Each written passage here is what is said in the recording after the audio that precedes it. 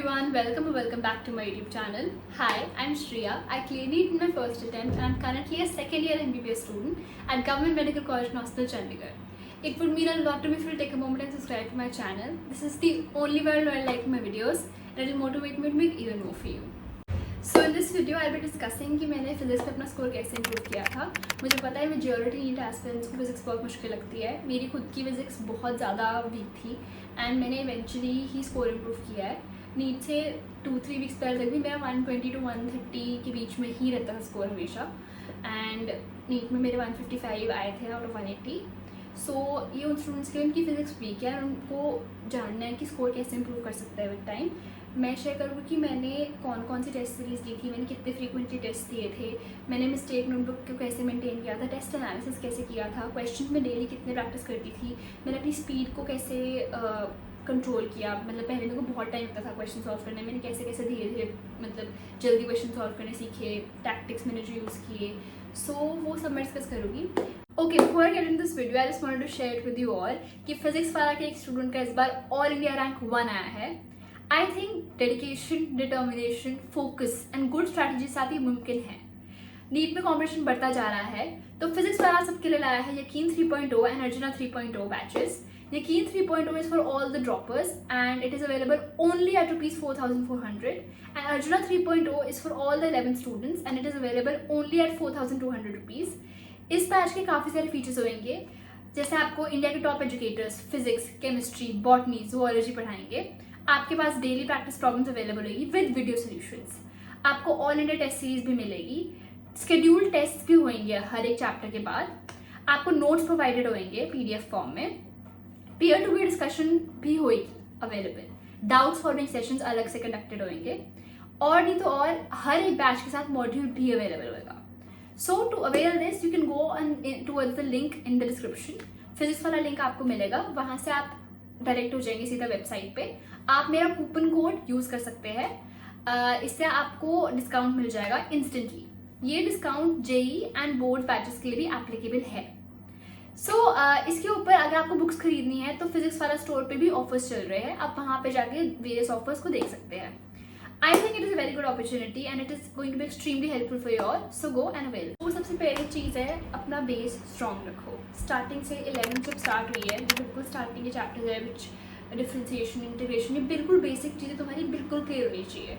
क्योंकि अगर तुम यहीं से तुम्हें नहीं समझ आया है ना अगर, तो आगे के क्वेश्चन सॉल्व करने बहुत टफ है. वो इवन मोर टफ लगते हैं अगर तुम्हें ये चीज़ तुम्हारी अभी तक क्लियर नहीं है.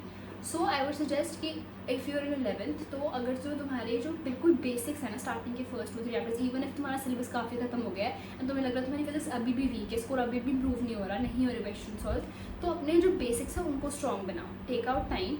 मेरी भी 11th बहुत ज़्यादा वीक थी. फिजिक्स तो मतलब मेरा 90, 100, 105 तक आता था स्कोर फिजिक्स में एंड मैंने टॉपिक्स काफ़ी अच्छे से किए भी नहीं थे क्योंकि हमारे टाइम पे ऑनलाइन क्लासेस थी, लॉकडाउन हुआ था, मेरे को लगा था फिर से खुलेगा तब कर लूँगी एंड वॉट नॉट. तो मेरा काफ़ी बैकलॉग इकट्ठा भी हुआ था, तो मेरी 11th काफ़ी वीक थी. फिर भी मैंने when my 11th got over I sat down and I realize कि मेरे कौन कौन से टॉपिक्स वीक हैं, उनको किन किन पर वर्क करने की ज़रूरत है, जो कौन कौन से टॉपिक्स मेरे फिर भी स्ट्रॉन्ग है. मैंने उनको सेग्रीगेट कर दिया एंड मैंने I started from the beginning कि बिल्कुल जो मेरे बेसिक्स है वही क्लियर नहीं है, तभी मेरे से क्वेश्चन अच्छे से सॉल्व ही नहीं हो पा रहे. So first thing that you need to do is make your basics. तो सबसे पहले मैं अपनी ट्यूशन की नोट्स पढ़ लेती थी. I used to go to Shivar Goyal sir, the waves institute in Chandigarh. तो उनके मेजॉरिटी स्टूडेंट्स हमारे बैच में मिक्स होता था. हमारा बैच मेड नॉन मेड का, तो मेजॉरिटी नॉन मेड स्टूडेंट्स होते थे.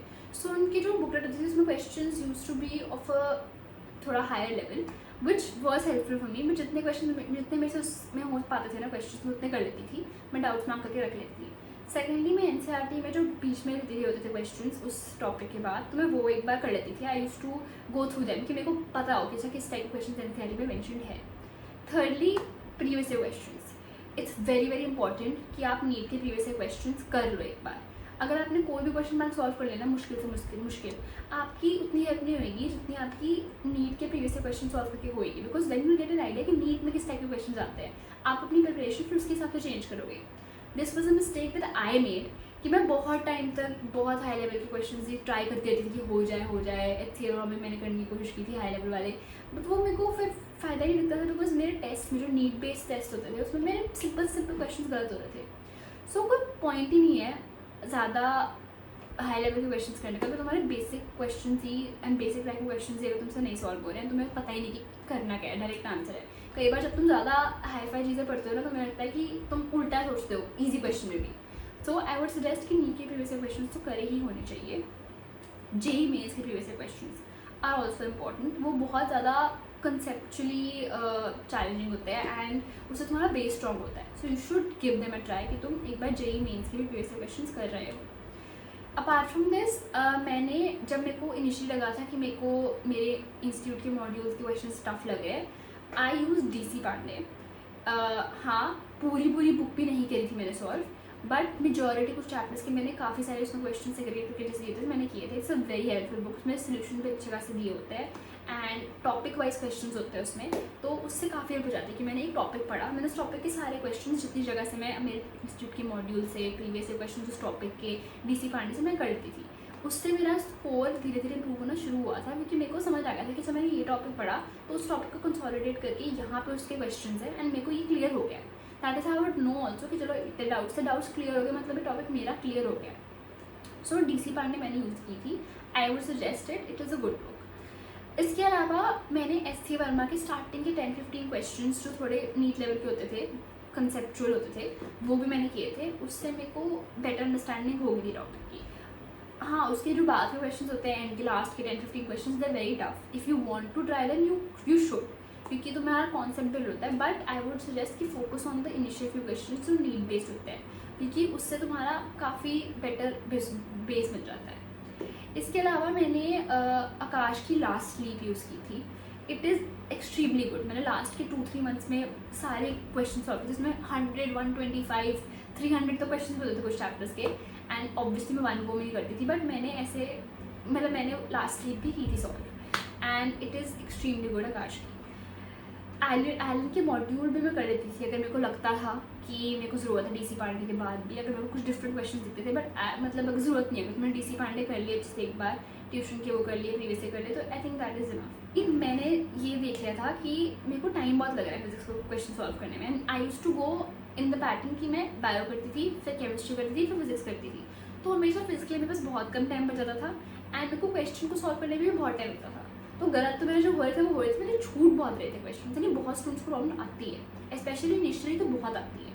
जितना तुम डरोगे इस सब्जेक्ट से ना उतना तुम्हें मुश्किल लगेगा करना। सो फर्स्ट ऑफ ऑल अपना फियर निकालो, फिजिक्स हो जाएगी, प्रैक्टिस करनी है, इट्स नॉट इम्पॉसिबल। डरोगे तो फिर बहुत दिक्कत आएगी। So I started sitting down. I decided कि मैं 50 मिनट्स में या फिर 1 आवर में मैंने 50 क्वेश्चन करने हैं। ठीक है, आई स्टार्टेड विद 1 आवर में पहले 40 क्वेश्चन होते थे, तेरा इंक्रीज़ की 1 आवर मेरे को 45 का टारगेट है। तो तुम्हें भी ऐसे ट्राई करना चाहिए कि तुम बैठ रहे हो, लाइक तो हमको भी क्वेश्चन बैंक है। लाइक मैंने लास्ट के 2 मंथ्स में लास्ट स्लीप की थी, उसमें हर एक चैप्टर के ना 100, 90 मतलब डिपेंड वेरी करता था। कुछ चैप्टर्स के 40 क्वेश्चन थे सिर्फ, कुछ चैप्टर्स के 45, 80, 90, 110, 140, 200 क्वेश्चन थे।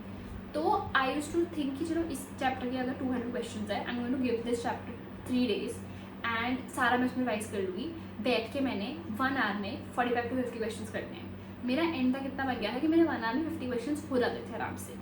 सो धीरे धीरे करके ये होता है, एक दिन में नहीं होगा। तो try to make it a habit कि तुम बैठ रहे हो हर दिन, और जब तुम फिजिक्स की प्रैक्टिस करने बैठे तुम 1 घंटा तो बैठ ही रहे हो। उस टाइम फ्रेम में तुम्हें ये देखना है कि तुमसे 1 घंटे में कितने क्वेश्चन हो रहे हैं, note it down and improve every single time. Second thing is test analysis. बहुत ज़्यादा इंपॉर्टेंट है। जब तक तुम अपना टेस्ट को अच्छे से एनालाइज नहीं करोगे ना, तुम्हारा स्कोर नहीं इम्प्रूव हो सकता। क्योंकि हम ये सोचते हैं कि हम देख लेंगे, ऊपर से समझ लिया। एक तो इंस्टीट्यूट जो सॉल्व करके देते हैं आंसर की, उसमें सॉल्व होते हैं सारे, तुम ऊपर से देखते हो कि अच्छा ये था, ये होना था, ये होना था, ऐसे था, तो ओके ठीक है हो गया। ऐसा नहीं करना है, स्पेशली इन फिजिक्स, कि बैठना है, क्वेश्चन पढ़ना है, एक बार उनकी आंसर से समझने का ट्राई कर लो। समझ आ रहा तो गुड, फिर उसको साइड पर रख के खुद सोचो कि अच्छा ऐसे करना था, उसको लिख के करो प्रैक्टिस। वरना अपने टीचर से जाके डाउट्स पूछ के आओ, सिमिलर टाइप के क्वेश्चन सेम टॉपिक से रिलेटेड करो। Apart from this the thing that I did last में वॉज कि बिल्कुल ना नीट से एक हफ्ते पहले तुम्हें लगता है कि फिजिक्स कैसे रिवाइज करें, तो आई थिंक शॉर्ट नोट्स मतलब फॉर्मूला शीट्स फिजिक्स की बना लेनी चाहिए, बहुत हेल्प होता है। बिकॉज एंड में बिल्कुल नीट बेस्ड टेस्ट सारे होते हैं, उसमें डायरेक्ट फॉर्मूला लग जाता है, तो उस पॉइंट पे तुम you can not revise your tuition notes, you can not read NCERT again. तो उस पॉइंट पे तुम्हें एक शीट पे सारे उस चैप्टर के मेन फॉर्मूलाज, एटलीस्ट फॉर्मूलाज तुम्हें सारे अच्छे से आने चाहिए। लेकिन मेजॉरिटी क्वेश्चंस फिजिक्स में फॉर्मूला बेस्ड ही होते हैं, तो अगर तुम्हें फॉर्मूला ऐसे याद आ रहा है ना, तुम्हारा क्वेश्चन क्विक सॉल्व हो गया, डायरेक्ट सॉल्व होते हैं। फॉर्मूला याद आया, 10 सेकंड क्वेश्चन सॉल्व हो गया। सो अपनी एक फॉर्मूला शीट बना लो हर चैप्टर की, जितना चैप्टर की बन सकती है। मैंने भी अपनी फॉर्मूला शीट्स बनाई हुई, मेरे टेलीग्राम चैनल पे है, you can go and check those out. सारे एनसीईआरटी के सारे जितने फॉर्मूलाज मैंने किए हुए सारे लिखे हुए एक जगह पे। दैट दो शीट्स रियली हेल्प मी। मैं टेस्ट से पहले, नीट से पहले, नीट वाले दिन भी मैं सिर्फ वही देख के गई थी एक बार अच्छे से थरली रिवाइज करके। वो तुम्हें अच्छे से अपनी सारी फॉर्मूला शीट्स बनाई होनी चाहिए। सेकेंडली, अगर कुछ स्टूडेंट्स को लगता है कि हमसे बुक नहीं पढ़ी जा रही है, फॉर्मूला शीट्स कितनी बार करें, हो गया, क्वेश्चंस कैसे करें, बन नहीं रहा मोमेंटम लास्ट के 1 वीक में, 5-6 डेज में, क्योंकि तुम थक भी जाते हो because you are stressed also. तो I would suggest you should watch some channels one shot videos. मैंने खुद पर्सनली अपने बोर्ड्स के टाइम भी, बिकॉज हमारे बोर्ड्स पे MCQs आए थे, एंड नीट से पहले भी मैंने फिजिक्स वाला के वन शॉट वीडियोज़, एंड जो उसमें जो वो बहुत आई थिंक 8-9 आवर्स तक उनकी मैराथन होती थी, वो क्वेश्चन कराते थे, मैंने वो फास्ट आई थिंक 1.5-2x की स्पीड पे करके बैठ के साथ किए थे। उससे मेरी बहुत हेल्प हुई थी कि यार someone else was discussing, who was giving questions, I was doing them, मेरे से नहीं हो रहे तो साथ एक्सप्लेनेशन मिल रही थी, and it was very well organized. So I would highly suggest, कोई भी अगर तुम्हें चैनल में यू हैव बीन फॉलोइंग, तुम उस चैनल के वन शॉट वीडियोज़ या फिर जितने भी जो भी मैराथन होती है वो देख लो, बिकॉज उससे तुम एक्टिव भी रहते हो एंड तुम एंगेज भी कर सकते हो अपने आपको इसमें, तुम बोर भी नहीं होते, and it is extremely helpful. बहुत सारे क्वेश्चंस कवर हो जाते हैं। मेरे को याद है मेरे बहुत सारे एक टॉपिक के मैंने प्रीवियस क्वेश्चंस हर टाइप के जो नीट में आए हैं 2016-17 में जो आया है मैंने वो कर लिए थे। एंड मोमेंट पे मेरे वो चीज़ें टॉपिक्स क्लियर रही, तो I think that you can do this, it will be extremely helpful for you. So that was pretty much everything that I wanted to discuss. मैंने अपने रिसोर्सेज डिस्कस कर लिए, मैंने अपना स्कोर कैसे इम्प्रूव किया था मैंने डिस्कस कर लिया, टेस्ट एनालिसिस कैसे करना है discuss, and the things that you can do, formula sheets बनानी है, अगर तुम्हें कोई वीडियोस देखने हैं यू कैन वॉच दोस। तो मेजॉरिटी यही सब मैंने किया था। अगर किसी को और क्वेश्चंस भी है तो आप मेरे से कमेंट सेक्शन में पूछ सकते हो। इसके अलावा आई नो फिजिक्स से काफ़ी लोगों को डर लगता है, it is a scary subject. मेरा बहुत स्कोर लो रहता था एंड मेरे को बहुत डर लगता था फिजिक्स से, बट इवेंचुअली क्वेश्चन प्रैक्टिस कर के ही, टेस्ट दे के, टेस्ट एनालिसिस करके, हिम्मत रख के ही मेरा स्कोर इम्प्रूव हुआ था। आई नेवर थॉट मेरा 150+ स्कोर आएगा फिजिक्स, बिकॉज मेरी काफ़ी ज़्यादा वीक थी, बट इवेंचुअली मेरा टेस्ट में इम्प्रूव हुआ था, स्कोर में कॉन्फिडेंस बिल्ड हुआ था। जितनी मैंने प्रैक्टिस की थी उतने में जल्दी क्वेश्चन होते थे। I used to like, the more you practice ना, you will understand the topic more and तुम्हारे लिए ईजी रहेगा, then you will start enjoying it also. So please I will say it again, practice as much as you can. NCERT की back exercise भी जो है, question है, वो तुम्हें एक बार पता होना चाहिए कि क्या है। इसके अलावा अगर तुम्हें कुछ और करना ही है, फिर स्टिल थिंक कि इतने से नहीं होगा, इतना तुम कर रहे हैं, एनसीईआरटी एग्जाम्पलर तुम कर सकते हो रेफर। मैंने बोर्ड्स के टाइम की थी, बिकॉज आई थॉट कि वो गुड एनसीईआरटी रिसोर्स हो जाएगा बोर्ड्स के लिए, इट विल बी गुड, तो that is also extremely helpful, you can do that also.